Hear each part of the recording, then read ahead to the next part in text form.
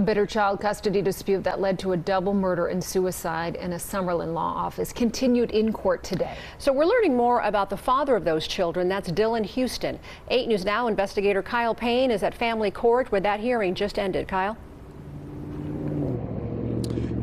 Kirsten, Denise, from personal experience, I can tell you that family law hearings can be some of the most contentious, horrible in all the practice of law. Today was no different. This was one of the worst, most volatile hearings I've ever seen. We got our first look at, since the shooting at Dylan Houston. His father, Joe Houston, by all accounts, shot and killed Dennis Prince and his wife, Ashley, during a deposition related to this very custody battle. And while the judge in the case was adamant that the best interests of the child or the children come first, there was a lot of discussion about whether alcohol and drug use by Dylan Houston, not to mention nasty texts he had sent to his ex-wife Ashley. But then it got even more dramatic when the lawyer for the victim's family discussed Dylan Houston turning in any guns he owns, weapons, before he's able to see his children again.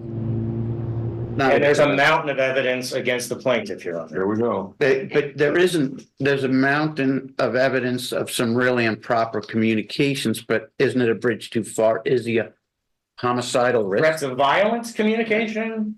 Yeah. And Your Honor, when you mix that with alcohol.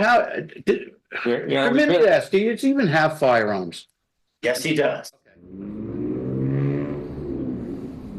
There seemed to be some indication from another attorney at the hearing that there was actually, or is actually, a police investigation into Dylan Houston that is or was being conducted by Las Vegas Metropolitan Police Department. I actually emailed the police during the hearing to find out if that's the case, and they sent me this quote.